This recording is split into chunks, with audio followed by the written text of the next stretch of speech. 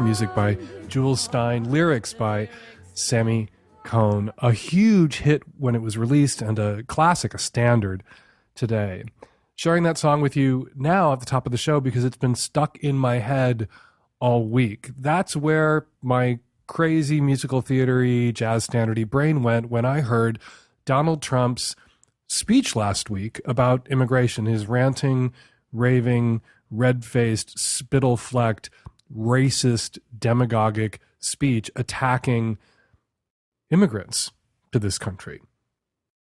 And seemed to me, I've heard this song before. That's all I could, I just went right there. That song started to play in my head. Heard this song before, because we have heard this song before, over and over and over again throughout the history of this country, going back to prior to its founding. Everything that Donald Trump, everything that falls out of his ass, everything that slithers out of Ann Coulter's mouth, everything that the people attacking Muslim immigrants, Syrian refugees, Mexican immigrants, immigrants from Latin America, everything that they're saying now has been said before in the exact same way, the exact same language about Germans, Irish, Greeks, the Chinese, Catholics, Jews, people with HIV in the 80s even. We have heard this song before. And every other time that somebody sang this horrible, racist, shitty, demagogic song before, and Americans fell for it, we have been embarrassed looking back at what we did. Embarrassed by anti-Irish riots, embarrassed by prohibition, which was animated by anti-German and anti-Irish prejudice, embarrassed by the Chinese Exclusion Act, embarrassed by the internment of the Japanese, embarrassed by anti-Catholicism, embarrassed by attacks on people with HIV. Over and over and over again. Because this shit, this demagogic, racist, immigrant bashing shit, other bashing shit, it's always wrong. And of course, the Donald Trumps today, the Ann Coulters today, they would have us believe that they're like some sort of stopped clock that's right every 3 or 4 centuries. That this time, this shit that they're saying about these people was said previously about lots of other different groups of people, and it was wrong every other time. But this time they're right. This time they got it right. This time that stopped clock that's only right every 3 or 4 centuries, this time they've nailed it. And we look back now, what was said about the Irish and their saloons and the Germans and their hot dog stands, and today Mexican immigrants and their taco trucks, and we are embarrassed. It's so transparently hateful and wrong and ignorant. And yet here we are once again in the grip, in the thrall of racist demagoguery. And one of our 2 political parties has been taken over, seized by racist demagogues. I can't imagine there are a lot of Trump supporters out there who listen to my show, but like me, you may have a relative or two who is falling for this shit. Please go and remind them. Please play I've heard that song before for them and remind them that we have indeed heard this song before and that it was wrong every other time and it is wrong now. If you have German relatives, Irish relatives who are falling for this shit, remind them that what is being said now about Muslims, about Syrian refugees, about immigrants from Mexico, Latin America, is wrong now, just as what was said about their ancestors was wrong then. Incidentally, Stein and Kahn, 2 immigrants who gave us that beautiful song. Good to remember. You can't love this country. I love that song. I love this country. And you can't love this country and hate immigrants. Because every person, every citizen of this country, with the exception of Native Americans, every other citizen of this country is an immigrant, the child of an immigrant, or the descendant of immigrants. Okay, coming up on the Magnum, Professor Barbara Sarnecka is here to talk with us about her study looking into why people call cops on parents who turn their backs on their children for even an instant, and the sexism and sexphobia that informs that, and tons of your calls all on today's show. Today's episode of the Savage Lovecast is brought to you by Rocket Mortgage from Quicken Loans. Rocket Mortgage brings the mortgage process into the 21st century with a fast, easy, and completely online process. Check out Rocket Mortgage today at quickenloans.com/savage. This episode is brought to you by Squarespace. Squarespace is the easiest way to create a beautiful website, blog, or online store for you and your ideas. Squarespace features an elegant interface, beautiful templates, and incredible 24/7 customer support. Try Squarespace at squarespace.com and enter offer code SAVAGE at checkout to get 10% off. That's squarespace.com, offer code SAVAGE. Today's episode is brought to you by Blue Apron. Blue Apron delivers all fresh, high-quality ingredients and recipes you need to create delicious home-cooked meals. Get your first 3 meals for free by going to blueapron.com/savage. Hi, Dan. I'm a 29-year-old straight married female from the Midwest calling with a question. My husband and I, we have a fantastic sex life, and just to kind of spice things up, we're considering adding somebody into our bedroom, shall we say, not really in the threesome sense, more adding someone as like an observer. I really think it would be very sexy to be making love to my husband and see someone enjoying it as well. Just wondering what's a really safe way to do this. You know, we obviously don't want strangers in our home or be finding someone off Craigslist. And we also, you know, don't want to use any kind of internet places where they could record videos or anything like that. So just really wondering what would be a safe option for us. So you want someone to watch, but you don't want to have a stranger in your home, and you don't necessarily want to go to someone else's home for fear that they might record you, and you don't want to use the internet, Craigslist or other websites, to find someone, but presumably you want to be watched by someone you want to be watched by. You want to choose that person. I guess you approach people in restaurants and on street corners and on the bus. You do the pre-internet finding someone thing. You ask mom to set you up with a voyeur. You're going to have to use the tools at your disposal, which are pretty much the internet. It exists to bring that person that you would like to be watched by into your life. There are no guarantees of 100% safety. You have to do your due diligence. You have to vet that person. You have to meet with that person or persons in public. You have to get a good feel for them, draw them out, ask them questions. You need to establish that this might be someone that you feel safe getting with in your own home, or you guys then would have to pop for a hotel room if you don't want that person in your home and put on that show in a space that you control that isn't your space. So a hotel room that you rented and that person is invited to drop by. Your other option are sex clubs, but then you're not going to be in control of who watches you. If you go to a sex club, if you go to a swingers club, if you go to a sex labyrinth, then anybody can stand in the corners and observe you. And maybe that would be a better option for you. If there's a good swingers club or sex club in your area, you might want to drop by for the munch or the orientation meeting. You might want to look at their website and decide if that's where you could get your feet wet. And who knows, maybe you would meet people there that you would want to then invite to come to that hotel room you're going to rent, or if you felt comfortable enough with them, coming to your house for the show or going to their house for the show. But there will always be risk. You can do all your due diligence. You can really vet the shit out of somebody and then find as the relationship unfolds or the evening unfolds that you don't feel as comfortable or as safe with them as you thought you did or hoped you would.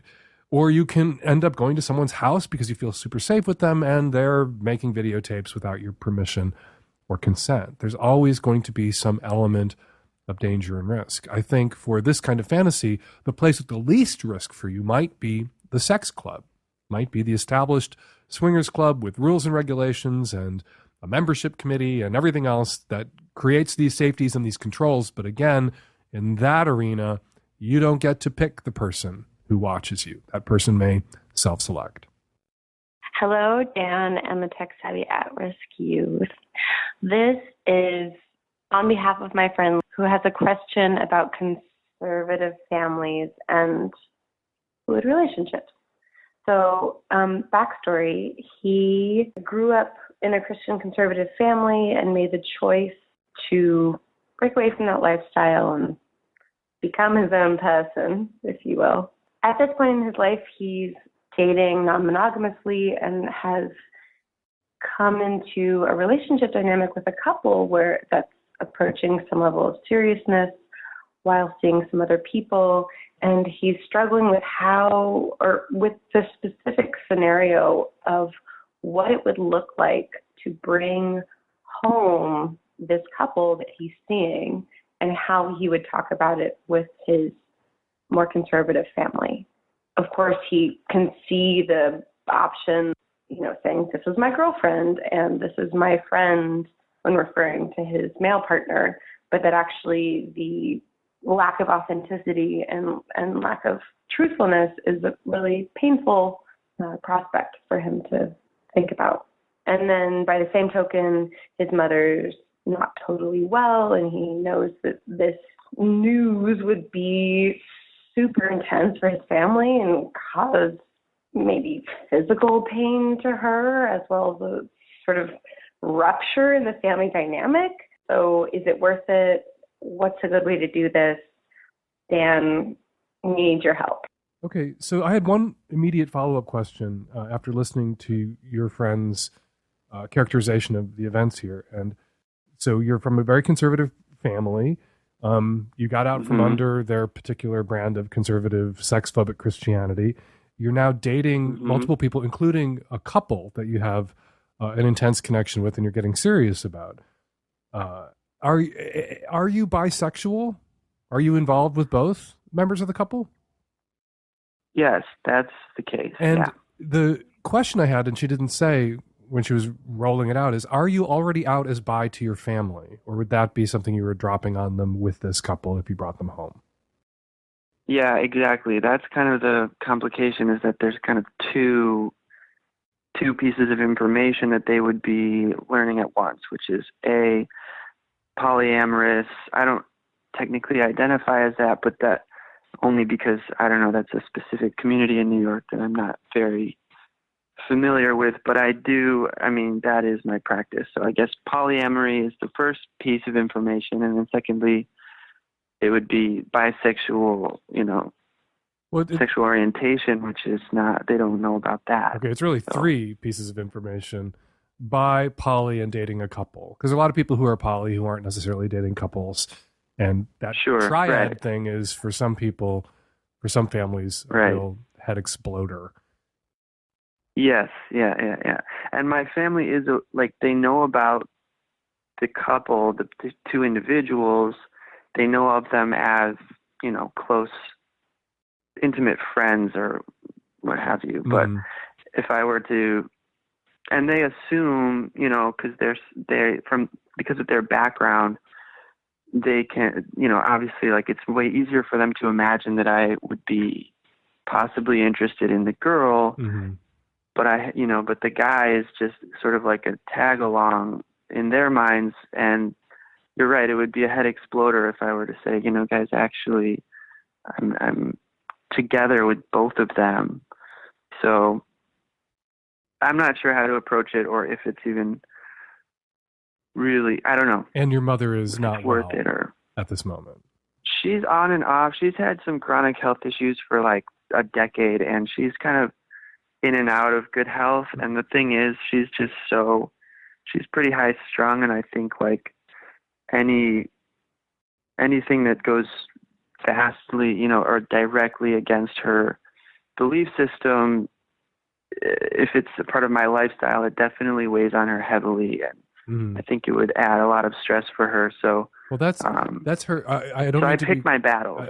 It's good to pick your battles, and I don't mean to be cruel, but that's her shit, and you can't let your mother control you with drama and fainting couches, and that is a mechanism of control that some parents wield over their children. That if you tell me the truth about your life and it's not something I approve of or I like, I will be so upset that I will be physically sick or harmed, and you will have done that to me. Right. Not I am choosing to perform harm in an effort to control you, and perhaps actually getting myself to harm by psyching myself up to harm in an effort to control you. You are harming me, and that's not the way it works. That they are harming themselves. Like, if you tell me the truth, I'm going to hit myself in the head with this hammer, and it's on you. No, you hit yourself in the hammer, it's on you. To be fair, I'm making that assumption for her, which is maybe not true. She might be totally fine and not hurt herself or be hurt physically. She might be able to handle it, but I'm kind of at this point protecting her and my family from that. And I don't have I was gonna after saying all that, I was gonna then contradict myself and tell you a story about when I came out to my mom. was 2 years after I wanted to come out to my mom. I was ready to come out to my mom when I was 16 years old, and then my dad left and initiated a divorce, and my mother was destroyed. And I stood there thinking, well, I can't tell her now. The right timing. It'll kill her. Yeah. And talking about it with my brother at the time, can't tell her now, it'll kill her. And so I waited 2 years, not because I wasn't ready to come out, but because I was being considerate of where she was at that moment, and I didn't think it was the right time. And I do think that that's something that adults, and I was only a teenager, but adults can weigh when, bringing big truths to their parents. Like, if mom is in the cancer ward and dad is dealing with that, maybe not the right time to lay some big thing on your parents. Maybe the right and responsible good kid thing to do is to suck it up for 6 months or a year until everybody's back on their feet and then roll it out and give them something else to worry about, brand new to worry about, which is what I did. So I don't think your impulse to parcel this out or to wait or to take into consideration where your mother's at is necessarily a bad impulse. I think it speaks well of you, and indeed, that's what I did in coming out to my parents at 16. I do think, though, that with the particular set of circumstances you describe, the first order of business is to come out to your parents as bi. And it's unfair to the couple that you're involved with to make them the locus or focus of that. Like, hey, here are my friends. I'm fucking them both. Ta-da! That will put this couple that you're dating in a very uncomfortable position, particularly if your parents do the pivot that a lot of conservative parents do and get angry at the romantic partner or partners of the kid who's just come out to them. Right. So you need to separate this coming out as bi from coming out as poly or introducing your family to these two people who are very important to you so that they don't suffer, so that your family doesn't punish them. Yeah. And and a little bit of strategy that I would recommend, that sometimes when it comes to poly shit or even gay shit, it helps sometimes if the family meets the person first and interacts with them a little bit before finding out who they are to you exactly. When it comes to a conservative family, that if you are home and this couple happens to be in the area and you bring them around and they meet your parents and everybody sits around and has a nice conversation, and then your parents go or they leave and your parents are like, oh, they're such a nice couple. Then 6 months later, when you come out to your parents as poly and say, incidentally, that couple, that very nice couple, those people you liked very much, they're my boyfriend and girlfriend. That can help lay the groundwork for creating the fissure, the little crack in your parents' brain that you can drive the wedge into to open their minds. That if they meet them right away, and this is the personal, and I'm not saying this is how it has to be for everybody. This is the only way to do it. This is a way to do it. But if they meet them first and like them first, sometimes that gives you some leverage when your parents start freaking out about these evil people who've led you astray. They're not evil people. You sat there and watched the game with them. You shot the shit about whatever. Yeah. You agreed with them about this and this and this. They're good people. You've said so yourself when you met them. Now you know a little bit more about them, just like you know more about me now. When like 6 months ago, a year ago, when I told you I was bi, you know more about me, but I'm the same person. You know more about them. They're the same people. Yeah. Yeah. Do you think there would be a chance this could backfire in the sense that like they would feel a little betrayed? Like I kept that from them if they were meeting them and I just told them they're my friends? Yeah, absolutely. Absolutely. But you can say to them, you're judgy, and I wanted you to meet them and get to know them a little bit first before you judged them for this other stuff. Because I didn't think you'd be fair. Yeah. Like, you can be honest and direct with your parents about why you employed this strategy. I thought it important that you meet this person first before you knew who they were to me, because I didn't think you would give them a fair shake. And was I not right? Here you are freaking out at me about this. Was that not right of me to do that? Because I wanted you to see them not as a three-way sex act. I wanted you to see them not as a threesome, not as a spit roasting, but as human beings first. And now you have the horrible mental images. It's sort of, I sometimes say poly people and people in polyamorous relationships are kind of where gay people were 30 years ago in dealing with family sometimes. And I think that's often very true. And it used to be parents would meet the friend before finding out the friend was the boyfriend. Mm-hmm. Yeah. And it was a way of sort of, slowly rolling out this truth about yourself. Let the parents get to know and like the boyfriend, then they find out he's the boyfriend, and then they have to reconcile those conflicting feelings and impulses. You're fucking my son. You're sodomizing my son. I hate you. I hate you. Oh, but you're such a nice person. Yeah. And you were so kind at Thanksgiving. What do we do with that? How do we reconcile that? And usually 30 years ago in the reconciling of that, they would come around to accepting and loving the boyfriend eventually, because that cognitive dissonance had been intentionally and strategically introduced. It's not really the way a lot of lesbians or gay people do it now, but you do see some poly people doing this now. And I don't think that plucking this strategy off the shelf and blowing the dust off it and taking it from you know, the gays and applying it in the applying it in the poly is necessarily the wrong thing to do. No, I can see it working, I think. I mean, my parents have had exposure to friends of mine who are homosexual or trans, for example. So they're like, they have exposure, but I think it's just that extra step of, oh, my son that's his lifestyle too. I mean, that's like gonna blow their minds a little bit, but they're definitely, when they have like the personal contact with somebody that they can get to know, they're very, very warm and accepting. But there you go. You know, they haven't had to deal with that with their own son yet. But it'll help if you stop referring to it as a lifestyle, though. Maybe the poly thing, some people would say it's a lifestyle, some people would say it's a sexual orientation, some people would say it's a relationship model. Right. But the bi thing, don't call it a lifestyle. They're not getting to know your lifestyle, they're getting to know who you are. It's not something you're doing, it's who you are. And you want your parents to know who you are. And you want them to know the people that you love, because you want all the people that you love to know each other. Yeah, that's good. That's a good point. Yeah, no, I'm kind of thinking of the poly thing in terms of lifestyle, and the problem is, like, since I have multiple partners, and this is maybe a question I have to decide for myself, but who and how many and at what point in the relationship is it, like, you know, your parents need to know everyone you're fucking, right? Do your parents need to meet every last person you're fucking and know that you're fucking every last person that you're fucking? Not necessarily. You run your parents on a need-to-know basis. If you're in a serious committed relationship with this couple and there's some tacking toward permanence or living together, and they're going to be really woven into your life in an integral way, then they need to know them and know who they are to you. But if you have a boyfriend on the side or a girlfriend on the side, or you have close friends that you're also sexual with or intimate with, if you have friends that you fuck, maybe your parents don't need to know that, because it's not something that's necessarily relevant.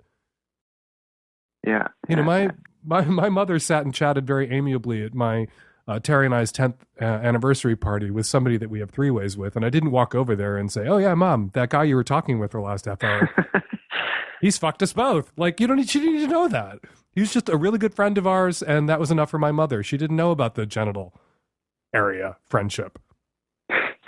And you can make those determinations on a case-by-case basis. This couple, important to you, a relationship that is going to impact you emotionally and the structure of your life and how you live and where you live, like a partner would, like an individual partner would. Yeah, they probably need to know them and know who they are to you. A friends with benefits, even a really close one, maybe that can just be a friend. Yeah, that's a fine line that I'm trying to negotiate now, because this is relatively new territory, and there's really I don't really have like very superfluous relations. You know, they're all like, there's only a few partners and they're all ongoing, you know, relationships. So it's kind of a blurry line for me to figure out who is really like that at that level that I should be telling my family, because I know what it's going to do to my family. It's going to be very confusing for them. So I just want to, they'll get used to it. They'll get over it. Yeah. Good luck, man. Thanks so much for calling. This is really helpful and pleasant surprise. You're welcome. Buy first. Come out as buy first. Got it. Thanks for the tip. One of our sponsors today is Rocket Mortgage by Quicken Loans. Get approved for a mortgage online in minutes using your phone or tablet. This completely online process helps you ditch the stacks of financial documents by using cutting-edge technology to make getting a mortgage more convenient than ever before. You can also safely share bank statements and pay stubs with the touch of a button. Check out Rocket Mortgage today at quickenloans.com/savage. Equal housing lender, licensed in all 50 states, NMLSconsumeraccess.org, number 3030. Hey, Dan, hot mess here in California. I'm 46 years old. I've been married for 20 plus years, got kids. I'd love to say I'm bi, but I think I'm just a big mo. Nobody knows except for my therapist. Throughout my marriage, I have played around a bit on Craigslist. I have not been faithful. That has been the demise of my marriage. I'm now going through a divorce. And so I have never been in a gay relationship. I've never slept with a man overnight. And I guess here's my question. How do I meet good quality men in this day and age? When I got married, there was no such thing as online dating. I don't know if I'm comfortable in that atmosphere. So I am calling for advice. How do I come out in an authentic way? I sort of want to go through a bit of a whore phase, but at the same time, I don't want to be hooking up on Craigslist. That's not the place I would like to be. I'd like to meet real, authentic men who want to help me to come out and to finally be my authentic self. There's no orientation committee here in openly gay land. The guys you meet that you're going to meet when you come out and you get out there and you start dating on Craigslist or bars or wherever the venue you choose to go find the dudes whose dicks you're going to suck or get your dick sucked by, they're not going to form a little committee to help you come out as your authentic self. Your responsibility is to come out as your authentic self. That isn't something that the gay community is set up to help you do, although there are probably coming out support groups in your area. It's not the gay community's responsibility to do that for you. It's your responsibility to do that for yourself. So get yourself a gay positive therapist. Get yourself into a coming out in middle-age support group. They exist. They're out there. Get on Google. And then get out there and meet the guys you're going to meet. Coming out stories are something that a lot of gay people share. Not just the experience of coming out, but they share them. They talk about their coming out stories because it is, for many of us, the one big thing we have in common. It is our hero's journey, right? Not to put too heroic a gloss on it. It is our hero's journey. It is this struggle that we had to confront, these obstacles we had to overcome in achieving our authentic selfedness and coming the fuck out of the closet and being who we actually are. And so comparing your coming out stories, when did you figure it out? When did you tell your parents? When did you start telling the truth? That's something that gay people put a drink or two in them or not, put tea in them, and they will blab and blab and blab about that. And maybe hearing those stories will help you, but you just got to get out there and meet some homos to start hearing those stories. And maybe that'll function for you as the coming out support group, ersatz, or the orientation committee that doesn't actually exist, but perhaps you can assemble organically for yourself. How do you meet men? You get online, you create profiles on your Grindrs, your OkCupids, your Recons, your Scruffs, your Tinders. You just get out there. You put yourself out there on the internet. You also put yourself out there physically. And the internet has more options for you than skeezy Craigslist. Not that you won't find authentic people on Craigslist. There are people who have found authentic people on Craigslist. You're an authentic person. If you put your ad on Craigslist, then there's an authentic person on Craigslist. Same goes for other authentic people. And you get out there and you go out there and you socialize. You get into bars, you get into clubs, you get into organizations and groups that aren't necessarily drinking and dancing related. You find your spot. You find your place. The gay community, sometimes I talk about this with younger people who are coming out. They have this idea, because they've heard, oh, gay community, my gay and lesbian brothers and sisters. They have this expectation that once they get out there and they're out and they're gay, everyone's going to be nice and everyone's going to be wonderful and everyone wants to help them. And it's just not fucking true. There are nice and wonderful and helpful people out there, but the gay community is really a space where you can create your own community. You can assemble the people that you want to be with, have sex with, go out with, hang out with, who are there to help you and you help them. But that's not just going to be handed to you. It's not like you come out and you enter the gay community and you're assigned a buddy or 12 who are going to be there for you and help you unearth your authentic self. You have to unearth your authentic self yourself, and you have to go find your friends, go find your lovers, go truffle pigging into gay land. and find your own community and create your own community. Good luck. This episode is brought to you by Squarespace. They make it simple and intuitive to create your website, blog, or online store. You can add and arrange your content and features with the click of a mouse, and they make adding a domain to your site simple. If you sign up for a year, you'll receive a custom domain for free. And if you plan to create a website for your business, Squarespace has all the tools you need to get it up and running quickly. Start your free trial today at squarespace.com and enter offer code SAVAGE to get 10% off your first purchase. Hi, Dan. Calling from California. I like to follow guys. An example would be to walk after a dude for a few blocks or so. Or I especially like biking the same route as a dude for a bit. It never goes beyond me following them in that moment, and I consider this really harmless. I'm not sure if I like it because as a woman in this society, we don't often get to feel power over a man, and I feel like by doing this, it gives rise to the idea of predatory power, especially the predatory power that men have over women. And just the idea of me possessing that power as a female over a man turns me on. And I'm wondering if this is okay, especially as someone who has been followed before. You know, I feel like it's scary and it ruins your day and it's annoying. But for me, I mean, as a woman, is this okay? I can't tell if this is like totally fucked up or totally harmless. Let's pretend that you were a man and you were calling about your hobby, the secret thrill you got, following women around. Would that be okay? Absolutely fucking not. That would not be okay. Because women, as you have been, are followed, are stalked, are the victims of sexual violence. And a lot of that sexual violence begins when some strange man, although most women who are sexually assaulted are raped by somebody they know, but a lot of that violence originates in some strange man following or stalking them, following them into a parking garage, following them into their apartment building. And so if you were a man and you were doing this to women, this action of yours would exist in this context of male violence targeting women.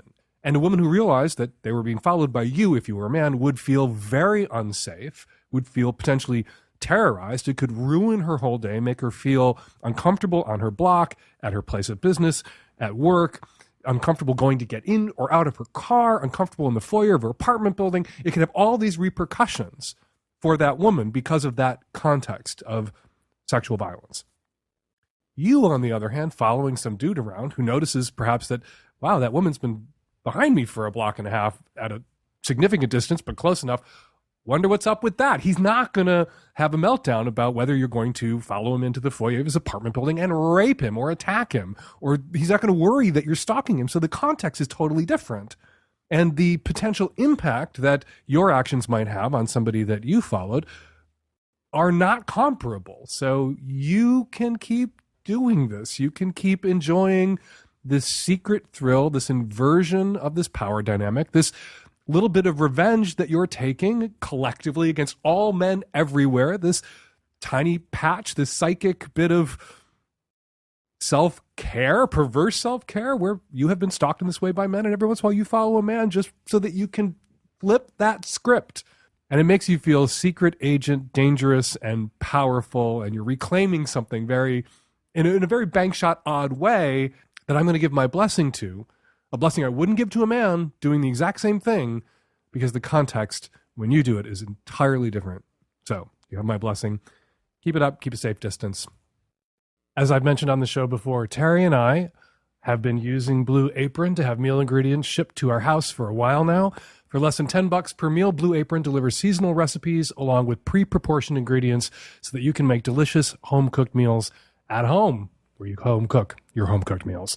They send us these tasty, healthy meals, and they never repeat the same meals within a year, so the variety is and has been amazing. You customize your recipes each week based on your preferences. Choose delivery options to fit your needs. There's no weekly commitment, so you only get deliveries when you want them. This week, they are offering dishes like paprika shrimp and cheddar grits, which sounds amazing, but also spicy eggplant with green bean curry, which sounds horrible to me personally, because I hate eggplant. So we opted out of the spicy eggplant, as you can, and we opted for something else that sounded much more delicious, but maybe you like eggplant. And if so, there's the dish for you. All the recipes are between 500 700 calories per portion, delicious and good for you. Last night, Terry made a Blue Apron, and we both commented afterwards that it was good, that it was perfectly proportioned for 2 meals, because if there was more, we would have eaten the whole thing. We would have eaten seconds and thirds. It was so good. So it helped us with portion control, not to have seconds and thirds laying around the house. And right now, you can get your first 3 meals for free at blueapron.com/savage. That's blueapron.com/savage. Blue Apron, the better way to cook. Hey, Dan. I'm a late 20s gay male. I have a question for you. I was online on one of those kind of sharing video websites, when people upload their homemade sex videos online that you can watch and masturbate to. I personally enjoy the webcam stuff because, it's all real boys, real people in their own rooms doing real stuff and not, fancy looking porn stars and all that jazz stuff. But anyway, so here's my question for you. I was on there the other day and I happened to see a friend of mine's younger brother who's about 15, I believe, or 15 or 16 on that site. Obviously a minor, you need to be 18 to be on the site, of course. They want to click and upload, of course, and then all that stuff. But here's the thing. I don't think he knows that he was on it because you hear some typing. He looks at the screen. About half the webcam sites are like that. I'd say, half of them, they know they're putting on a performance. They upload it themselves. The other half, they don't know. They may be punked, thinking they're talking to a girl, or might be actually whether that's talking to a guy, or some may be knowing talk to a guy, not knowing that they're recording and are uploading it. I already did flag the video on the website, but I want to know, should I reach out to my friend or should I reach out to her younger brother? Thank you. You lay out 2 options at the end of your question. Should I reach out to my friend or should I reach out to her younger brother, the kid in the videos? There's a third option, which is keep your fucking mouth shut and don't say anything to anybody. Flag the videos and you've been a good citizen and you can sleep well at night and back away from this. But the more I thought about it and the more we chit-chatted about it here in the room, the more convinced I became that you do have to say something, because he may not know that these videos are being recorded. These videos could come back to haunt him one day if indeed he's being lured online or abused. Not that there aren't a lot of 15 or 16-year-olds out there who are only too happy to post shit to the internet knowingly. But if he's being lured, if somebody is tricking him by webcamming with him and convincing him it's private, and then that person, that third party, is uploading those videos, and that is a thing that happens, he needs to know it. And I think the person to approach, as awkward as it's going to be to have your sister's gay friend who's 10 years older than you tap you on the shoulder and say, I saw your dick, I think you should approach him, because there's no way of knowing in advance of approaching his sister what the repercussions could be. If you tell his sister, is she going to tell in a panic? Is she going to run to mom and dad and tell them? Are they then going to dig through his computer? Is he going to be outed? How are they going to be about if he is gay? And there's no proof, if it's just him solo jacking off in these videos, that he's gay necessarily. But if they dig through his computer and they find out things that he doesn't want them to know, this could spin out of control. There could be a meltdown that you set off by handing the information to a family member. So I think the thing that you do is you go to him. Next time you're at a barbecue, engineer it as soon as possible, getting with him at an event in public, other people around privately, and say, I know this is awkward. Just put awkward right out there. First words out of your mouth. This is awkward. I'm going to say something to you, and then I'm never going to say it to you again, and I promise it'll never come up again, and we won't talk about this ever again. But I was on this website. I saw this video. Clearly do you know these videos are being uploaded? Are you uploading them? It's dangerous. It's illegal. And it could come back to haunt you someday. These videos will live forever online and could be traced back to you. And who knows, if you want to run for Senate in 20 years or 30 years or president, you could be the first gay president. And if these videos are rattling around, and if there's still the stigma associated with these sorts of things, and hopefully that stigma will be less and less over time. It'll grow less and less powerful over time. But right now it exists. It could really fuck your life up. And so I just wanted to give you a heads up and give you a word of warning. And now I'm never going to talk about this with you ever again. And I'm sorry. Sorry I had to bring this to you. And you could add, but I wanted to bring it to you and not to your sister or your mother because I didn't want to fuck your life up. I didn't know how your family would react. So I'm bringing it to you. Please be more thoughtful. Please be more careful. End of awkward conversation. Hi, Dan. I am a 28-year-old female from Portland, Oregon, and I am needing some advice or insight into a situation I'm dealing with the maintenance man at my apartment complex. Every time he has come to fix something at my house, which is an old house, he has been made sexual advances towards me. Things like telling me I look good or you're looking hot today. At one point, he even put his arm around me, all which I shrug off, change the subject. The reason why I'm uncomfortable with this is because I recently had a baby. I'm married. He's married. I have met his wife. I know his wife. And so, I've lived a lot of major cities around the country. I kind of know that culture. He is a black man, very, African black. And I know that sometimes, the way they say hello is looking good, how you doing, kind of have a very physical, welcoming vibe about them anyway. I think what I need some insight about is that it's come to the point where I'm uncomfortable when he comes into my house, to the point that I ended up telling my husband, when he comes to fix stuff, he tells me these things. And I was expecting my husband to be like, you need to call management, you need to tell somebody. Instead, my husband told me, you're probably greenlighting him in some way. And I was just taken aback because I just feel like, that plays into the whole, it's your fault you got raped type thing, and it's absolutely not. I'm making no way have I given this guy any clues that I'm interested in him, because I'm not even, I just had a baby. I'm not even interested in my husband right now. So my first thought was to tell management, get him fired, or not even get fired, but just, I'm just really uncomfortable with him. It's like right now my garbage disposal is broken. And I know that if I call to get it fixed, he will come.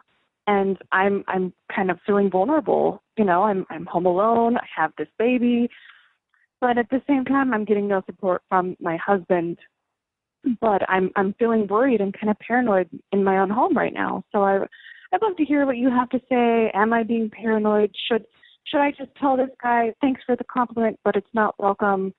Or I don't know what to do.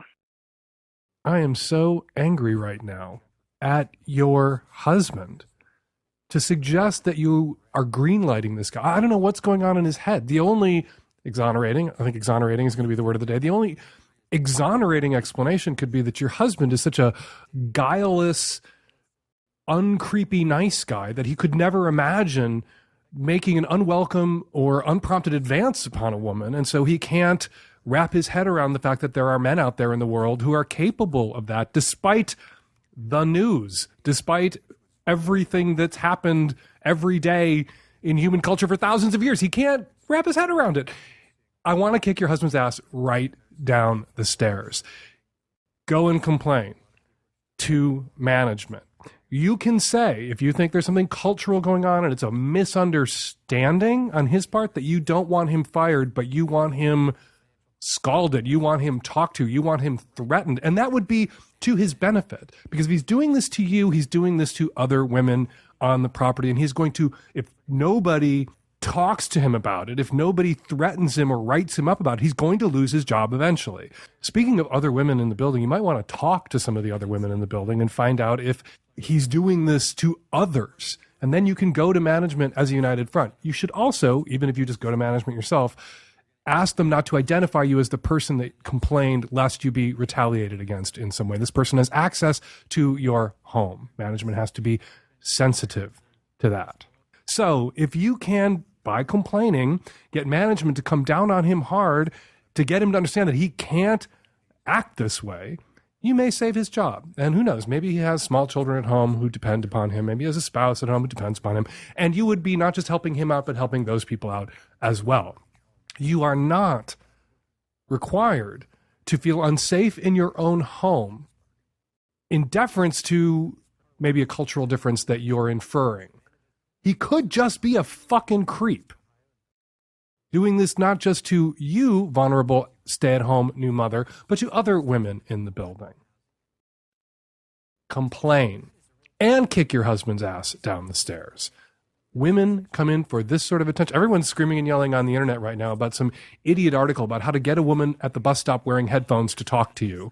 And rightly so, because everywhere women go, they're subject to this kind of male entitlement-driven harassment. You are entitled to not be harassed that way wherever you go, but particularly in your own home. Play this call for your husband. Dude, stop being an asshole. Come to the defense of your wife. Stop accusing your wife of inviting this unwelcome attention. Don't be a fucking idiot. Don't be a fucking sexist piece of slut-shaming shit to the woman who just bore your child. Be on her side. She did not do anything wrong. Wrong has been done her. Link arms and fight this together. And you stay home when the dude comes to fix the fucking garbage disposal. Hi, this is a comment for the guy in episode 514 who was worried about one of his friends having a jerk-off vid seen online.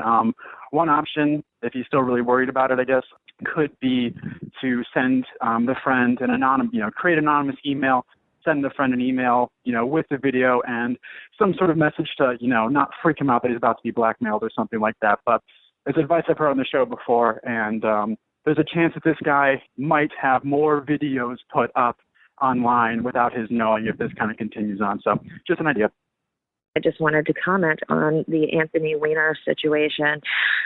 And thank you for being reasonable about all of that. I just think it's really funny that we're all pretending that the thing that we have a problem with in this situation is the extramarital part of it, the fact that he was sexting with someone who was not his wife. I don't believe that for 1 minute. I believe that if it had been photos of him and his wife tying each other up or engaging in anything more, just anything sexual, really, that we would have just as much of a problem with it. We'd be just as squicked out by it, and he would pay social and professional consequences for it. You've said it before on your show that if 60% of men and 40% of women are engaging in extramarital affairs, then that means that most marriages are being touched by infidelity, but it also means that most of the people judging Anthony Weiner are full of absolute shit. Hi, Dan. I'm calling in response to one of the questions that you fielded in your live Chicago show about how to have hot sex while trying to have a baby. And it's tempting to give in to your suggestion to just resign yourself to crummy sex while you're trying to get pregnant. I would suggest making sure once a month you have really great sex during a non-fertile time. Takes the pressure off completely, forces you to connect again as a couple without thinking about potentially making a baby that night. Just remember that sperm is a totally renewable resource. There'll be more there tomorrow. So once a month, just have sex for fun, and it'll help you in the long term trying to get pregnant. Thanks. And we're going to leave it there. 206-302-2064 is the number here at the Savage Lovecast. If you want to record a question or a comment for a future show, give us a buzz. 206-302-2064. The deadline for submitting films for Hump Film Fest 2016 fast approaches. September 30th is the deadline. If you want to get your film and your ass in Hump, go to humpfilmfest.com and click on submit for info about doing that. Follow me on Twitter at FakeDanSavage. And speaking of Twitter, Rachel tweets, amazing that I am now listening to Fake Dan Savage's podcast on the reg, thanks to a recommendation from my mom. Hashtag proud daughter, hashtag anal sex. Hi to Rachel and hi to your mom. Savage Lovecast is produced every week by Nancy Hartunian and me and the tech savvy at-risk youth. We're back at you next week with another installment of the Savage Lovecast. Thank you very much.